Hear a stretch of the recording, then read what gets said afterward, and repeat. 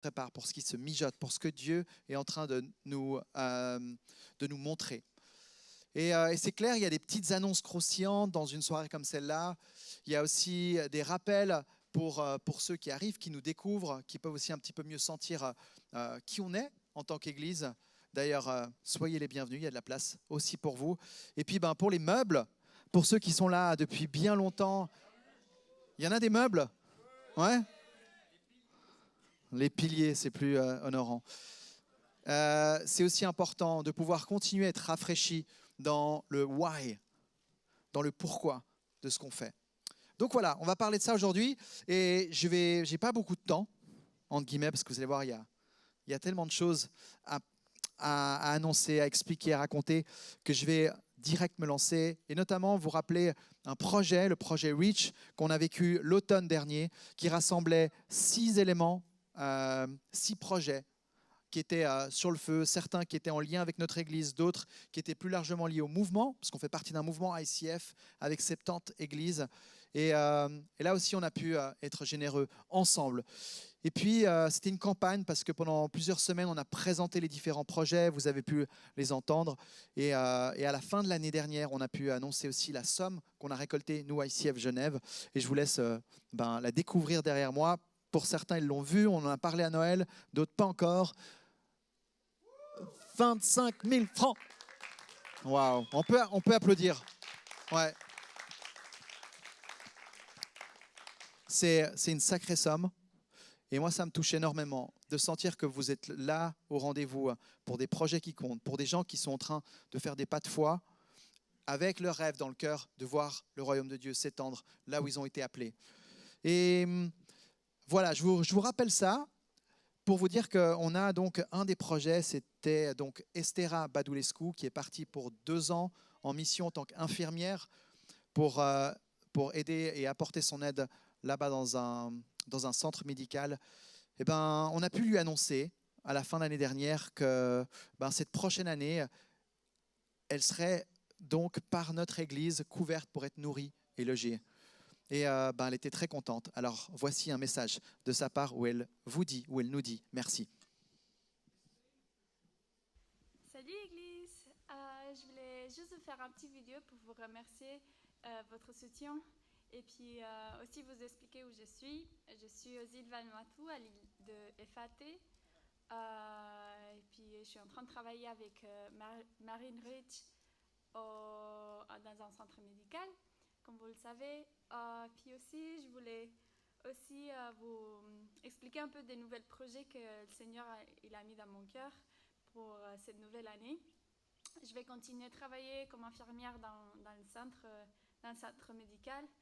Et c'est une très bonne opportunité parce qu'on voit un peu, l'année passée, on a vu environ 3000 personnes et puis on a fait de l'impact dans leur vie. Et puis, ouais, je suis très heureuse pour cette nouvelle année. Aussi, le Seigneur m'appelle pour enseigner dans des classes pour les mamans qui sont enceintes. On va le soutenir dans ce processus incroyable dans la vie et puis aussi leur faire apprendre qu'est-ce qui s'arrive pendant ce processus et qu'est-ce que c'est important de faire et pendant ce temps-là. Aussi, je vais m'investir aussi dans l'église où j'y vais ici. Ça s'appelle ICC. C'est une église internationale. Et puis, je vais m'occuper. Moi, je vais être un nouvel leader avec les jeunes. Et puis, ouais, je voulais juste vous remercier parce que c'est incroyable comme le Seigneur, il a pourvoit pour mon projet. Et voir que, avec votre soutien, je suis couverte pour nourrir, loger ici en Vanuatu pendant toute une année. Et c'est juste incroyable parce que quand on fait confiance au Seigneur, on fait confiance à ses promesses et puis c'est ce qu'il m'avait dit qu'il va pouvoir pour moi. Et c'est juste incroyable de voir vraiment qu'il est là toujours. Il change jamais ses promesses et puis il les accomplit. Et puis, ouais. juste vous faire un petit résumé et puis aussi je vais envoyer encore des nouvelles. N'hésitez pas de m'envoyer votre email, comme ça je vous envoie ma lettre de nouvelles et avec tous les projets ou là où je suis investie ici et aussi des petites histoires et des témoignages où je peux voir Dieu agir et puis dans mon cœur c'est ça ce que j'aimerais faire aussi, c'est témoigner ce qu'il fait ici dans ces pays, parce qu'il y a tellement il y a tellement des endroits où avec l'aide du Seigneur on amène la vie là où il y en a pas et puis je vous envoie plein de bisous et bonne année. Ouais. C'est tellement beau de savoir qu'on a quelqu'un comme ça qui est vraiment littéralement de l'autre côté du monde, qui amène cet espoir de l'Évangile plus loin dans le domaine de son travail comme infirmière. Et puis, moi, je vous encourage à continuer à prier pour elle, parce que c'est un peu notre missionnaire à nous. On a aussi Johanna qui est au Congo, vous le savez peut-être. Et je trouve chouette de voir notre Église qui continue à grandir et puis continue aussi à regarder avec l'horizon large, plus large même que notre ville de Genève. Donc voilà, ça c'était une première nouvelle, un premier merci que je voulais vous transmettre. L'automne dernier également, on a eu un Big 20 où on a fêté nos 20 ans d'église. Il y en a qui étaient là et ils se sont bien amusés, ils ont aussi été inspirés. Et il y en a qui n'étaient pas là. Il y en a qui n'étaient pas au rendez-vous et pourtant c'était un rendez-vous important. Alors mon idée aussi ce soir, c'est de nous rappeler un des éléments qui a été très présent durant ce week-end en octobre dernier, c'est notre focus. Qu'est-ce que c'est le focus? On a peut-être vaguement entendu parler. J'aimerais prendre le temps, là encore, de rafraîchir un petit peu ces éléments. Tu entends peut-être dans le monde des entreprises ou même dans le monde des églises, ça devient de plus en plus un mot qui est présent, c'est la vision. Il faut avoir une vision pour savoir où on va. Et c'est vrai qu'avec notre mouvement ICF, notre vision, elle est clairement de voir les hommes et les femmes se rapprocher toujours plus du cœur de Dieu dans nos régions où on a implanté des églises. Et on rêve pour notre ville, on rêve plus large, même pour le monde francophone. Mais la question, c'est comment est-ce qu'on atteint cette vision? Quel est le chemin pour y aller? Quelles sont les priorités qu'on va choisir et celles qu'on va peut-être mettre de côté? Et ça a été, tu le sais peut-être, depuis 1 an et demi, une question où on a passé énormément de temps avec beaucoup de gens qui étaient impliqués pour dire, mais en fait, c'est quoi l'endroit? Si on a tant de ressources, si nos ressources sont de temps, comment est-ce qu'on les investit pour qu'elles soient au meilleur endroit? Pour qu'elles puissent fructifier, pour qu'elles puissent amener les meilleurs fruits. Et à partir de là, on s'est dit, OK, il nous faut une ligne de mire et il nous faut une cible à laquelle on puisse tous regarder dans la même direction et envoyer les flèches dans cette direction-là. Et donc ça, c'est l'idée du focus, c'est d'avoir un focus qui est clair. Et pour ceux qui n'ont pas encore vu cette vidéo, parce qu'on a bossé derrière ce projet aussi pour en faire une vidéo, quelque chose qui reste, quelque chose qui est entre nos mains, pour pouvoir vibrer ensemble, et je te laisse donc maintenant le découvrir ou le redécouvrir.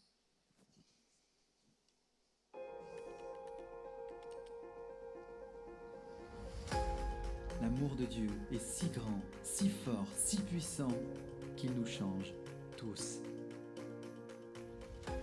En mouvement, notre Église se dédie pour la nouvelle génération. Notre cœur bat pour équiper et mettre en action chaque personne. Toutes nos ressources, notre énergie, notre temps, nous les mettons à disposition pour transmettre la foi, incarner des valeurs bibliques, valoriser l'appel et le potentiel de chacun, entourer dans les moments difficiles, partager son expérience. Le plus précieux dans ce monde se trouve en Jésus. Et le secret de ce trésor se donne et se reçoit. Un mouvement est lancé pour le voir se multiplier à Genève. Un rêve prend forme. Voir le monde francophone se rapprocher du cœur de Dieu.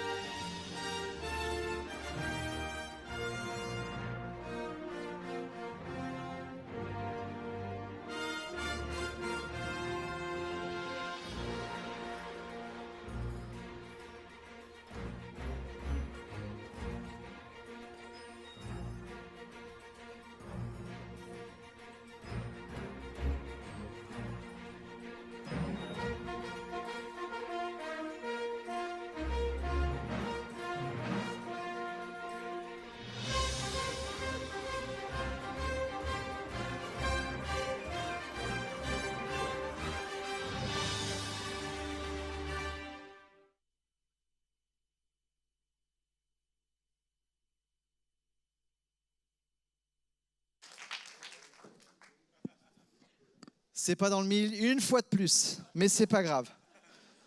Je peux que m'améliorer. Cet arc, vous l'avez vu si vous étiez donc au Big 20 avec nous. C'était un lien très fort avec cette phrase de Calvin qui disait à l'époque « Envoyez-moi du bois, je vous enverrai des flèches ». Il faisait référence en fait à ces Français qui étaient persécutés, ces protestants, les Huguenots en France. Et il disait alors à ses parents d'envoyer leurs enfants pour qu'ils soient à Genève, enseignés, équipés, formés, pour qu'ils puissent être retournés dans leur pays, en France, avec tout l'héritage dont ils avaient besoin pour amener cet espoir de l'Évangile. Et cette phrase, elle est connue, et je crois qu'elle est au cœur, nous qui sommes à Genève, encore 500 ans plus tard, elle est au cœur de notre focus, de notre envie en tant qu'Église, de se dédier, de se mettre à part et de se dire, on est appelé comme des flèches à être, elle n'est plus là ma flèche, à être taillées pour être envoyés et faire une différence là où on est appelé à être.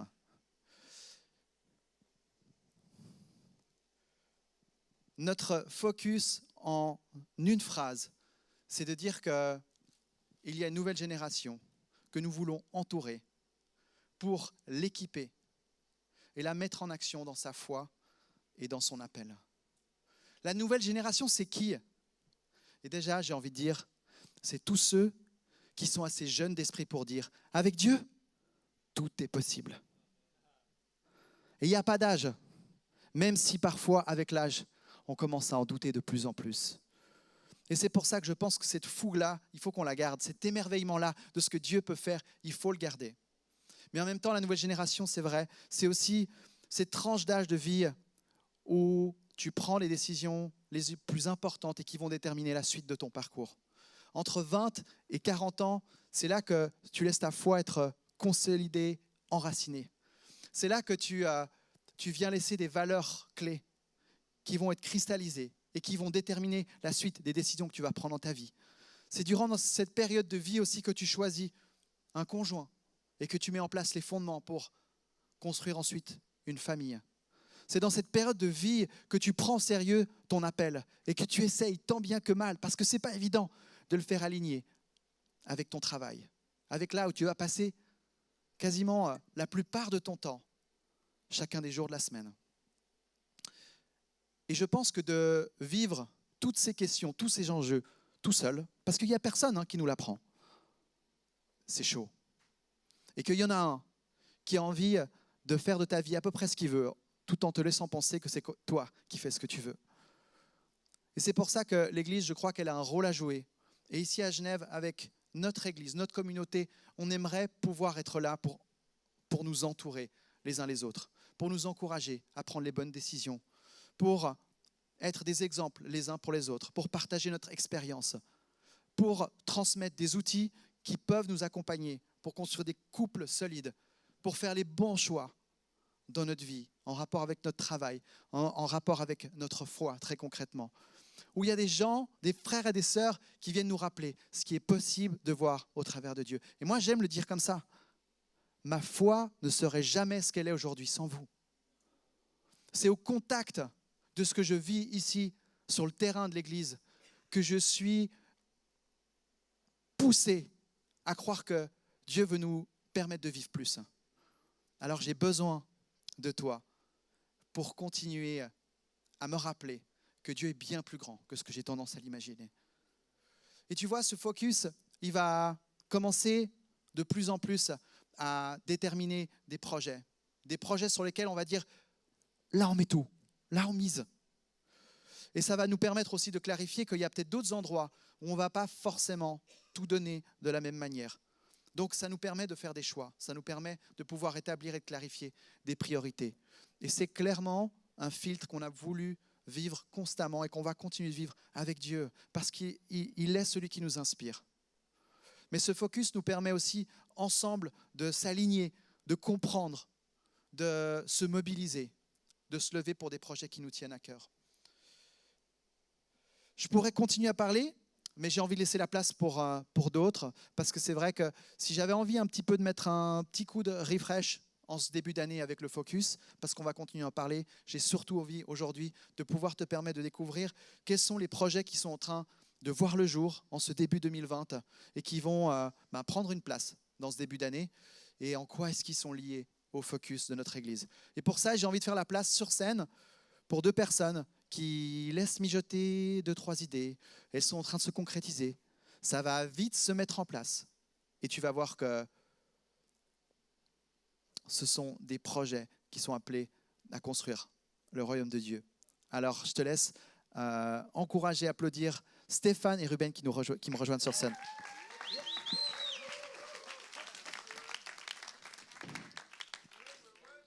Salut les amis.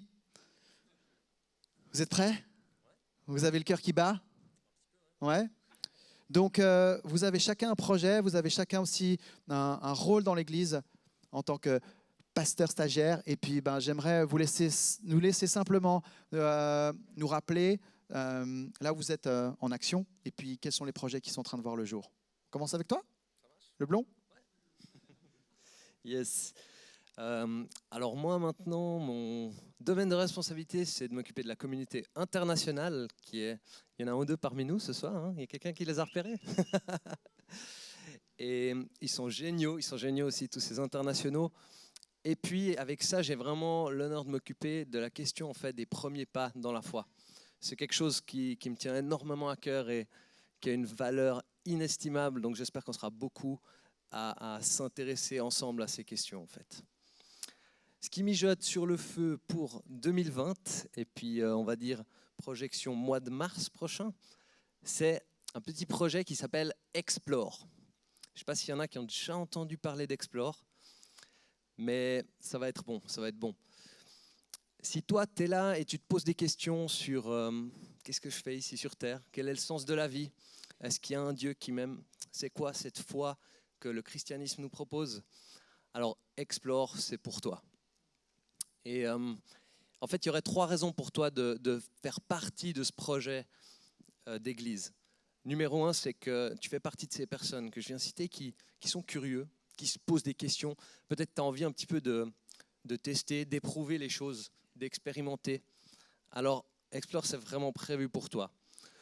Ou peut-être que toi, tu es là dans cette salle et tu connais quelqu'un qui est dans ce cas de figure, un ami à toi, et tu as envie de faire un bout de chemin avec lui. Alors c'est vraiment une super opportunité, Explore, pour vivre une aventure ensemble, à 2, à plusieurs. C'est génial de partager ces questions qui sont tellement importantes pour nos vies. Et enfin, le 3e cas de figure, c'est que peut-être que tu as vraiment été touché par cette bonne nouvelle de l'Évangile, combien elle est bonne, et puis c'est quelque chose que tu n'as pas envie de garder pour toi. Tu ne peux même pas t'empêcher de partager ça avec d'autres. Et alors, tu peux venir et puis faire partie de l'équipe qui va organiser et mettre sur pied cet Explore. Parce qu'on en a parlé un petit peu en automne dernier, mais la bonne nouvelle, c'est vraiment la bonne nouvelle. Et c'est tellement bon que ce n'est pas quelque chose qu'on partage parce qu'on doit, c'est quelque chose qu'on partage parce qu'on veut et qu'on ne peut même pas s'en empêcher. Donc voilà un petit peu le projet qui se prépare. Explore, c'est 10 sessions d'environ 2 heures. Chacune sur des fondements de la foi. Et c'est une approche qui te permet de découvrir les choses de manière immersive, expérimentale, de de vivre vraiment une aventure spirituelle. Alors, je ne sais pas s'il y a des gens qui regardent des séries là dans la salle. Levez la main, tous ceux qui regardent des séries. Ça m'arrive, hein? Allez, osez, franchement. Ok. Et vous regardez combien de temps de séries par semaine? 1 heure, levez la main. Je pense que peut-être je suis par là. 2 heures, 3 heures, ouais. Ah, il y en a ou deux qui osent, c'est cool. Bravo pour l'honnêteté. Génial. Non, mais c'est cool. Ah, bien plus, on me dit. Et pourquoi on passe autant de temps à regarder des séries? Moi, j'aime bien, hein, c'est cool les séries. Mais pourquoi on fait ça? Parce qu'on aime tous une bonne histoire, avec un héros, avec des aventures, avec des histoires, des péripéties, et un méchant, et des combats, et des victoires. Et c'est cool tout ça. Mais regarder des séries, c'est une aventure par procuration. Et moi, j'ai envie de te défier aujourd'hui de t'intéresser à la série la plus importante et la plus cool qui soit. C'est la série de ta vie. Et du coup, te proposer de mettre de côté 2 heures par semaine pendant 10 semaines pour vraiment prendre du temps pour ces questions-là qui sont vraiment, vraiment tellement précieuses d'aborder. Donc voilà, je me réjouis de vivre cette aventure avec toutes ceux et celles qui sont intéressés. Et si c'est ton cas et que tu rentres dans un de ces 3 cas de figure, viens me parler après la célébration. Je prends ton contact et puis on regarde comment on peut avancer ensemble. Voilà tout. Trop bien, merci Stéphane. Horizon de ce projet? Mars 2020. Ouh, ça arrive vite. Donc tu vas en entendre parler ces prochaines semaines. Donc ça mijote, ça continue à se mettre en place, mais ça va être très concret, très vite. Ruben, viens par là. Toi aussi, tu es en action, toi aussi tu commences un peu à te projeter aussi sur ce début d'année. Qu'est-ce qui se prépare chez toi? Pardon. Ouais, pour moi j'ai un projet pour vous qui va commencer en février. Donc ça arrive très vite. Yann, il a posé une bonne question ce matin. Il a dit, combien d'entre vous, vous êtes là et vous sentez ou vous avez besoin d'un renouveau dans votre foi? Est-ce que vous aussi, c'est le cas? Vous sentez, vous avez besoin d'un renouveau de cette flamme, que la flamme de votre passion, de votre amour pour Dieu, elle revienne. Et il y a une vérité dans la Bible, c'est que Dieu récompense ceux qui le cherchent. Et en fait, souvent, on commence à caler un peu dans notre foi. Et c'est le moment où, en fait, il faut aller encore plus loin. Il y a des moments où la flamme risque de s'éteindre. Et là, il faut tout donner. Et en fait, c'est ce que je vous propose de faire. Je vous propose de faire un truc qui n'est pas hyper créatif, parce que ce n'est pas moi qui l'ai inventé, ça s'appelle le carême. Je vous propose de faire ensemble un temps de jeûne et de prière.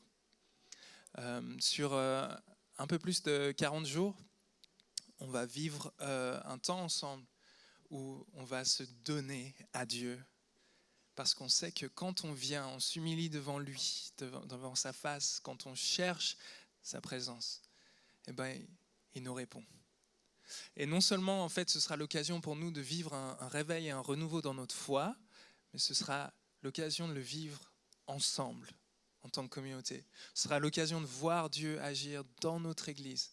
Mais pas seulement dans notre Église, mais aussi à travers nous, pour nos amis, pour notre ville. On a envie de voir Dieu à l'œuvre. Et donc, en fait, je vous propose de faire ce jeûne de 40 jours où on va demander la présence de Dieu.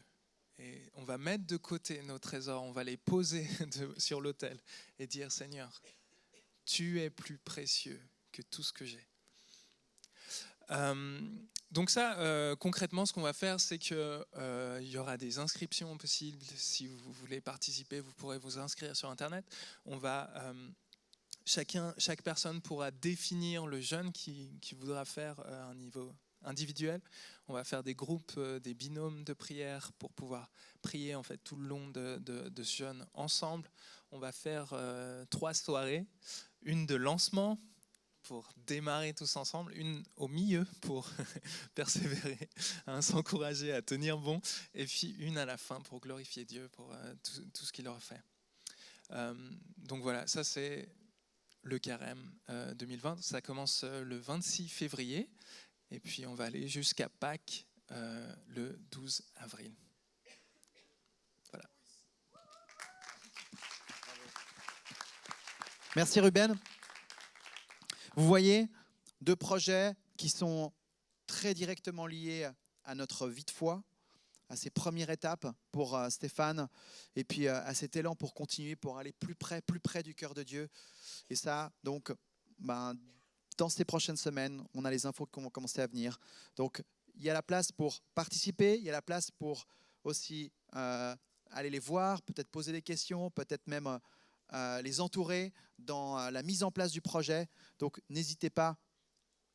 Franchement, on vous parle aussi de tout ça parce que c'est aussi à vous de jouer. C'est vrai qu'il y a beaucoup de choses qui vont venir. On ne va pas pouvoir tout faire. Donc, ne le prends pas comme « comment je vais faire là ?»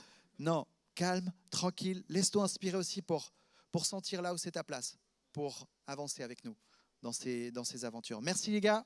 On peut les applaudir.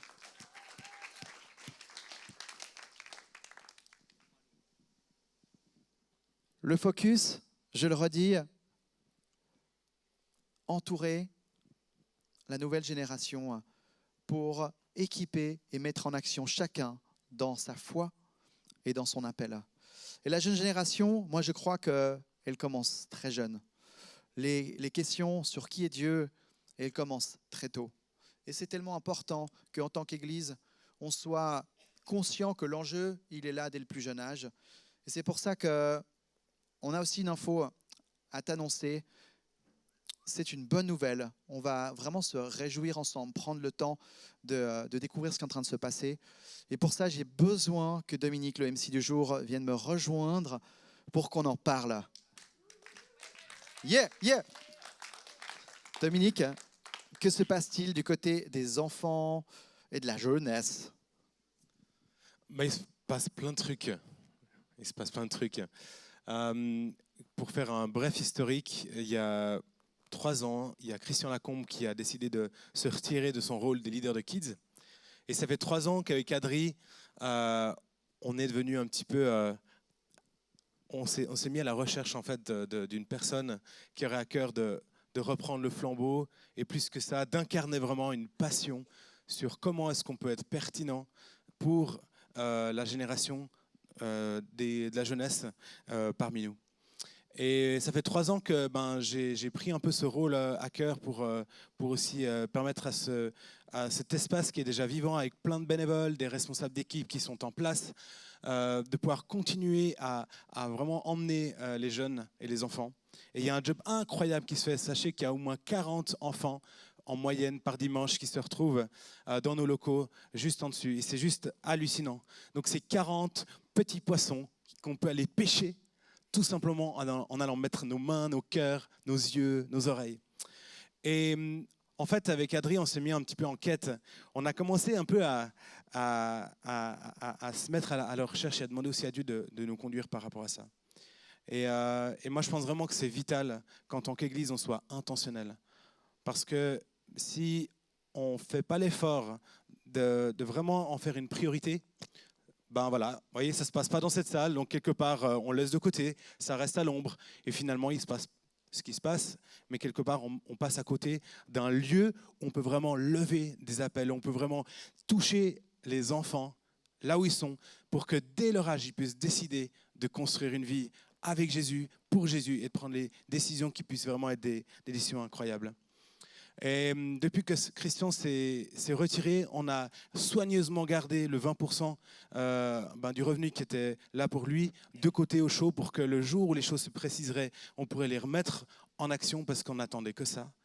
Et puis, l'autre aspect, c'est que moi, l'année passée, j'ai décidé de réduire mon temps de travail de 50 à 30% durant l'été, à partir donc du mois de septembre. Et on avait là donc 40% qu'on n'attendait qu'une chose, c'est qu'on puisse le mettre en action.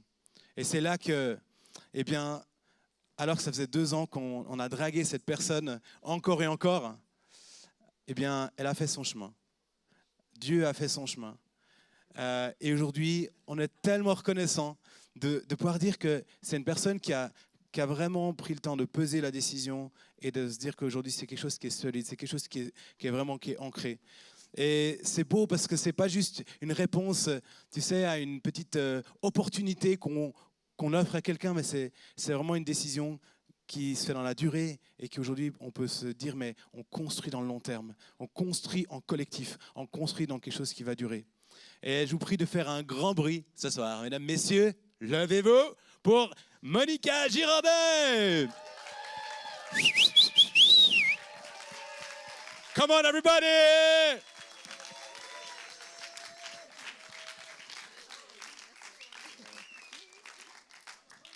Alors, prenez place, vous allez en prendre plein la gueule.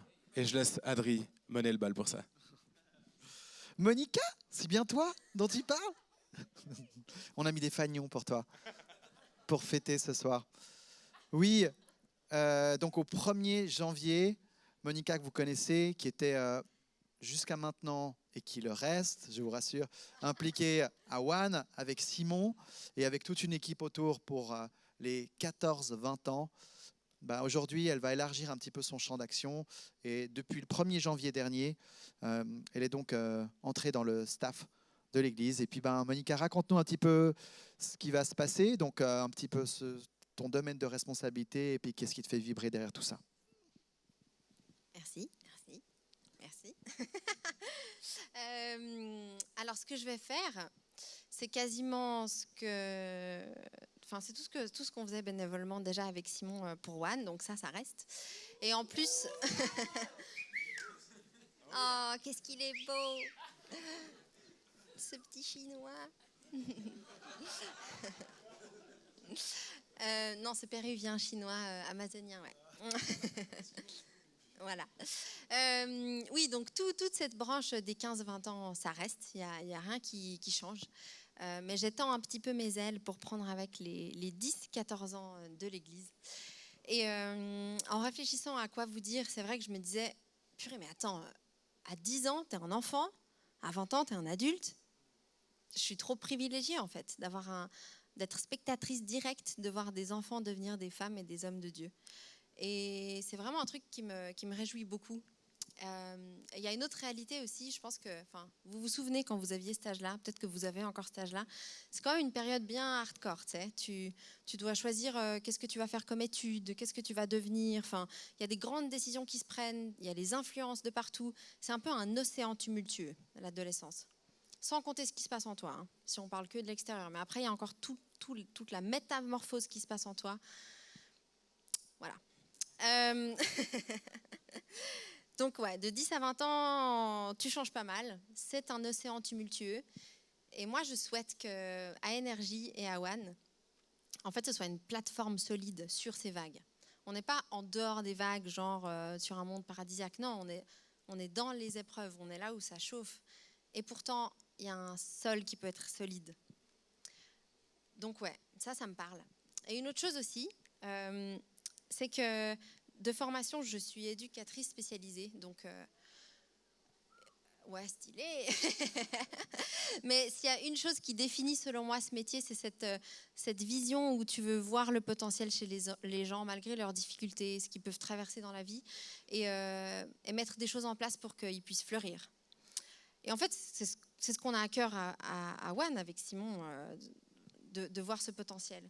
Du coup, si je devais résumer mon nouveau mandat, à partir du 1er janvier 2020, c'est que je souhaite être ça pour les 10-20 ans.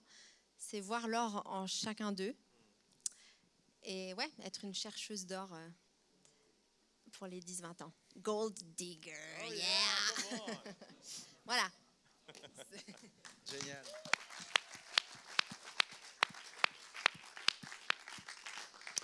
C'est la nouvelle du jour. Elle paye la tournée ce soir. Non, vous pouvez plutôt lui payer un verre. Mais on aimerait prendre un temps maintenant, Monica, pour prier pour toi.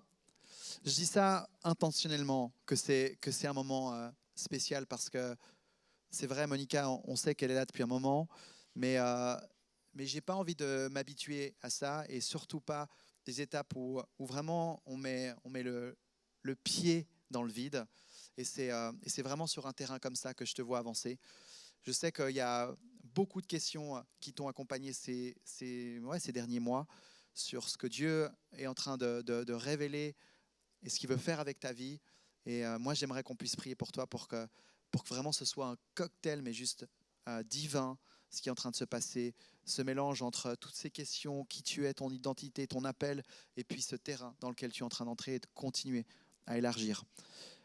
Tu es une femme aussi, Monica, et ça c'est chouette, hein. Honnêtement, je le dis, peut-être que ça paraît tout à fait naturel pour certains, et je peux le dire que dans le monde de l'Église, pas forcément non plus. Je trouve génial de pouvoir aussi faire la place pour des femmes, et on est content d'avoir un petit peu plus d'équilibre dans la parité des conseillers fédéraux là. Alors les amis, levez-vous parce qu'on va ensemble prier pour Momo. Vous pouvez, en signe de soutien, étendre vos mains en sa direction. Puis nous, avec Dom, on a l'honneur de pouvoir imposer nos mains et simplement la bénir. Pourquoi prier avant qu'on se lance? J'aimerais vraiment demander à Dieu qu'il la mette à part pour cette mission. Je parle d'une onction pour la jeunesse de 10 à 20 ans. J'aimerais aussi qu'on puisse prier pour qu'elle soit protégée. C'est un domaine où elle est en avant. Et puis, je sais qu'il y en a un qui aime bien nous choper de côté, par derrière, peu importe, mais que vraiment, il n'y ait aucune brèche autour d'elle et que les anges la portent chacun de ses pas. Et puis, j'aimerais prier aussi pour les fruits, pour ce que Dieu veut faire au travers de cet investissement. Je pense qu'on n'a pas idée. On n'a pas idée, mais on peut prier en ouvrant et en sachant un peu qui est notre Dieu. Et de se dire, mais Dieu, vas-y, élargis, étends et bénis ce domaine de l'Église pour qu'on puisse vraiment voir des hommes et des femmes de Dieu se lever. Ça marche? C'est parti. Ouais, Jésus, quel honneur, quel plaisir d'être là, d'être réunis ce soir en tant qu'Église, mais de pouvoir aussi s'arrêter sur ce qu'on fait, sur ce qu'on vit, et puis de pouvoir dire, là, il y a des virages, il y a des ressources qu'on mobilise, il y a des choix qui se font pour une raison, pour des raisons que toi, tu nous as mis à cœur. C'est de dire, la nouvelle génération, on la prend sérieux, et on aimerait lui offrir le meilleur pour qu'elle puisse grandir dans sa foi et dans son appel. Et Jésus, moi je te demande pour ce rôle-là de mettre Monica à part, de la oindre pour ce rôle et ce mandat. Que ce soit un poids léger, mais un poids sérieux pour l'impact qui résonne dans ta dimension d'éternité. Je prie qu'elle puisse vraiment être tout près de toi pour connaître, pour entendre, pour se laisser inspirer, guider sur les personnes qui vont l'entourer dans ses responsabilités, mais aussi pour les directions, les décisions à prendre. Jésus, on te demande de la protéger, que là où elle mette le pas, elle puisse être portée par toi, qu'elle puisse être protégée dans sa santé, Jésus. Je prie que tu puisses toucher même peut-être des domaines où elle continue d'être attaquée, que tu puisses maintenant même la guérir complètement et lui permettre d'avancer avec une nouvelle force, une nouvelle vitalité et que ta main vienne vraiment prendre soin de chaque partie de son être. Je demande de la protéger aussi dans son couple et dans toute sa vie perso. Je sais qu'elle donne beaucoup pour l'Église, mais il y a aussi cette part qui nous est propre et je te demande que dans cette vie personnelle, elle puisse là aussi être protégée et gardée. Et Jésus, finalement, te remet tout ce domaine de la jeunesse, les 10-20 ans. J'essaie d'en visualiser quelques-uns, mais je sais qu'il y aura des rendez-vous divins avec des dizaines, que dis-je, avec des centaines de cœurs qui ont faim, qui ont soif, qui se posent mille et une questions. Je demande de continuer aussi à équiper Monica, elle et d'autres autour d'elle pour venir avec ta bonne parole, avec la parole de ton évangile, et qu'elle puisse vraiment venir percuter les cœurs. On se réjouit de prendre notre rôle en tant qu'Église au sérieux et de te dire que dans ce domaine, on ne fait pas les choses à moitié.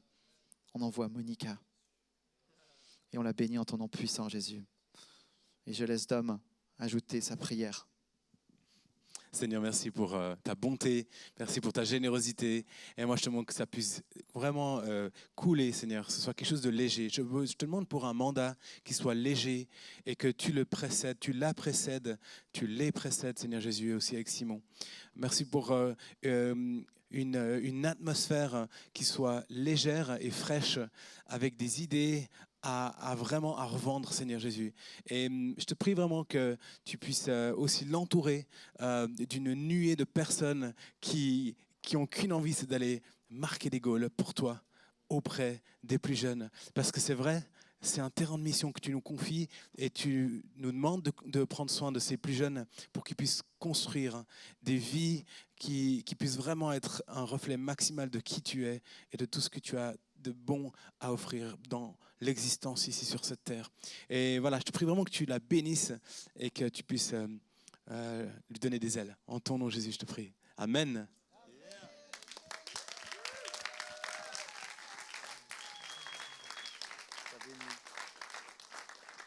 C'est trop cool. Merci les amis pour votre soutien. C'est précieux. Vous pouvez vous rasseoir. Et puis, on va passer à la dernière partie du message. Donc là, vous savez plein de choses. Vous êtes au courant de ce qui se passe. C'est chouette. Et maintenant, j'aimerais simplement terminer avec un verset qui ne me laisse pas indifférent.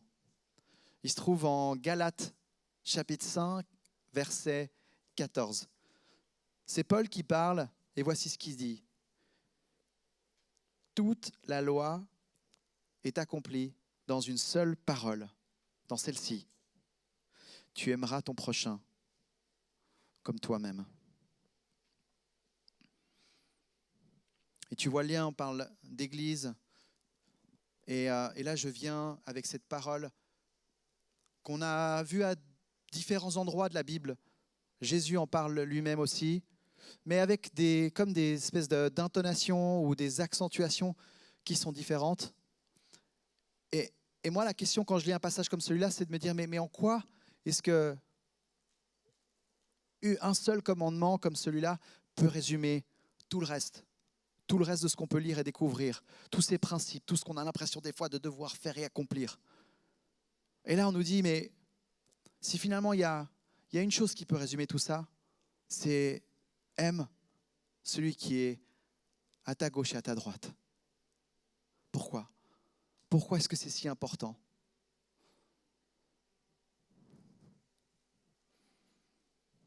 Peut-être parce que si tu n'aimes pas ton prochain, comme Jean nous le dit, comment est-ce que tu peux aimer Dieu ? Si tu n'aimes pas ton prochain, est-ce que tu peux vraiment aimer ton Dieu ? Et si tu n'as pas cet amour de Dieu, alors comment est-ce que les projets que tu entreprends peuvent être remplis d'un amour et d'une portée qui a du sens ? Et dans 1 Corinthiens 13, on nous dit quoi ? Si tu n'as pas l'amour, si tu n'as pas cet amour qui vient de là-haut, tout ce que tu fais sonne creux. C'est du vent. Tu peux passer ton chemin. Et j'aime, et c'est peut-être lié aussi à ce focus, j'aime me dire que chacune de mes journées, chacune de mes ressources, je veux qu'elles puissent être mises à disposition pour ce qui compte le plus, pour ce qui a le plus de sens. Et lorsque je vois un verset qui me rappelle ce qui est finalement le plus important, je me dis là, il faut que mon regard s'arrête un instant. Il faut que je laisse descendre. Et que je me dise que si j'ai une vie encore et des années devant moi, et une santé, et une passion, j'aimerais la dédier pour ce qui compte vraiment. Et Paul nous dit, aime celui qui est à ta gauche et à ta droite. Aime ton prochain comme toi-même. Et l'église, c'est un merveilleux endroit pour apprendre à aimer l'autre. L'église, pour moi, c'est un peu comme l'armée. Finalement, tu t'entoures avec pas ceux qui seraient naturellement tes amis dans la vie, tu vois. L'église, c'est fantastique parce que c'est un endroit qui est tellement différent de ce que tu as leur habitude dans ton petit cercle, très des fois formaté, de gens qui sont juste comme toi. Non, l'église, tu rencontres des gens, mais tellement pas comme toi, et encore. Il y a différents styles d'église. Et si tu vas visiter d'autres styles d'église, tu vas découvrir qu'il y a tellement de façons différentes de vivre la foi. Mais bref, déjà à ICF Genève, je trouve inspirant, je trouve riche de se découvrir les uns les autres. Et j'aimerais te dire, et je te l'ai partagé tout à l'heure, que finalement, ma foi, elle est devenue ce qu'elle est aussi parce que tu es là et parce que tu m'as poussé plus loin. Mais il y a tellement d'instants, de moments dans ma vie maintenant de pasteur où je me suis arrêté pour écouter la voix de Dieu. Et dans ces moments de prière, Dieu m'a mis des gens à cœur. Des gens de l'église, parfois des gens en dehors de l'église, peu importe. Mais ce que je réalise, c'est que ces paroles que j'ai reçues dans ces moments de prière, ils m'ont amené dans des chemins dans lesquels jamais je serais allé si je n'avais pas pris au sérieux ce qu'il m'avait dit. Et ça, c'est ce qui s'appelle des pas de foi. C'est ce qui s'appelle être inspiré. Encore l'année dernière, je parlais avec quelqu'un d'entre vous, je ne sais même plus qui. Et il me disait, mais tu réalises que là, lorsque tu me parles, tu me dis, j'ai senti que. Tu me dis tout le temps, j'ai senti que. Puis cette personne me dit, mais Adri, t'es inspiré? Je suis là, ok. Et je réfléchis par rapport à ma façon de faire ou à comment est-ce que j'ai vécu cette année dernière. Et je réalise que c'est vrai, j'ai continué de plus en plus à essayer de tendre l'oreille, d'être à l'écoute et de voir où est-ce que Dieu m'emmène. Et c'est vrai que ces chemins vers lesquels Dieu m'emmène, c'est souvent un endroit où il y a quelqu'un vers qui aller, quelqu'un à aimer, quelqu'un à venir encourager, soutenir. Peu importe ce que Dieu nous met à cœur. Mais ça me parle, ça m'inspire et c'est ce que j'aimerais nous partager pour cette année qui s'ouvre, que ce soit avec des gens ici dans l'église, que ce soit en dehors, ça peut être même finalement dans ta famille. J'aimerais te dire, Dieu aimerait déverser des paroles très précises pour t'appeler à être une lumière, un encouragement et à entamer des pas de foi qui vont faire une différence. Si je me retourne sur ces dernières années, je peux te dire qu'il y a des paroles de foi que j'ai reçues qui m'ont amené à aimer les gens. Et ce n'est pas pour m'en vanter, mais qui ont amené des changements qui passent de la mort à la vie, littéralement. Où j'ai pu accompagner des personnes sur leur lit de mort, en train de partir, et de me dire qu'au travers du parcours que j'ai pu, où j'ai pu être présent, j'ai pu être témoin que ces personnes ont accepté Dieu comme sauveur et Seigneur dans leur vie et partent le rejoindre. J'ai pu voir des miracles divins, des choses où tu te dis, humainement, ce n'est pas possible. Des moments où Dieu a voulu simplement dire, regarde, je te montre tout ça. C'est tellement bien orchestré, c'est pour te montrer à quel point c'est moi qui est à l'œuvre et personne d'autre. Et lorsque tu te retournes sur ces miracles, ces histoires, tu dis waouh, c'est passionnant d'apprendre à aimer son prochain. Et c'est vrai, c'est pas facile. Et c'est vrai, c'est dur. Et c'est vrai qu'il y a des moments où tu doutes. Il y a des moments où tu dis là, c'est trop dur. En ce moment, ma voisine du dessus, mais elle me fait péter un plomb. Et je suis challengé avec ma voisine du dessus. C'est pour dire à quel point ça peut être très concret. Et pourtant, cette semaine encore, j'étais là et je me disais, Seigneur, qu'est-ce que tu veux me dire par rapport à elle? Est-ce qu'il y a quelque chose là, parce que ça remue, parce que ça me fait réagir? Est-ce qu'il y a quelque chose que tu veux dire dans cette situation-là? On est tous appelés à être envoyés. Et peut-être que les moments de miracle, les moments où tu vois Dieu à l'œuvre, peut-être qu'ils sont là pour te rappeler dans les moments plus difficiles de ce que Dieu est capable de faire, même quand tu ne le sens pas, même quand on n'est pas sûr, même quand tu doutes. Et moi, j'aimerais te rappeler que le Jésus qu'on loue ici dans ce lieu, chaque dimanche, c'est un homme qui est venu sur terre, mourir sur la croix, pour toi et moi. Il est venu déverser un amour qui nous dépasse. Il est venu se donner. Il est venu mettre sa vie de côté pour aimer son prochain, pour aimer toi et moi. Et c'est dans cet acte-là qu'il y a peut-être l'exemple même, l'exemple suprême de cette idée de se donner pour l'autre. L'exemple suprême d'aimer son prochain au point de donner sa vie. Et j'aimerais te laisser ce soir maintenant avec un temps où tu peux simplement laisser résonner cette parole. En Galates 5, 14, tu aimeras ton prochain comme toi-même. Et on a entendu ces flèches qu'on est appelé à être, qu'on est appelé à être aiguisés. Ma première question pour toi ce soir, c'est est-ce que tu es prêt à continuer à te laisser tailler pour être encore plus tranchant, pointu dans ton impact, dans ton appel? Et deuxièmement, est-ce que quelqu'un te met à cœur? Est-ce que Dieu te met quelqu'un à cœur, pour en ce moment être quelqu'un qui entoure, qui encourage, qui défie, qui aime? Je te laisse quelques instants pour te retrouver avec Dieu, prier, demander la prière. On a Fabrice et Virginia qui seront dans le coin prière.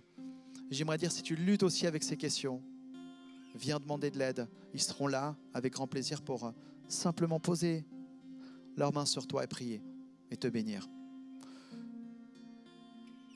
Je nous laisse quelques instants. On a les questions à l'écran et je reviens tout à l'heure pour prier et terminer avec toi.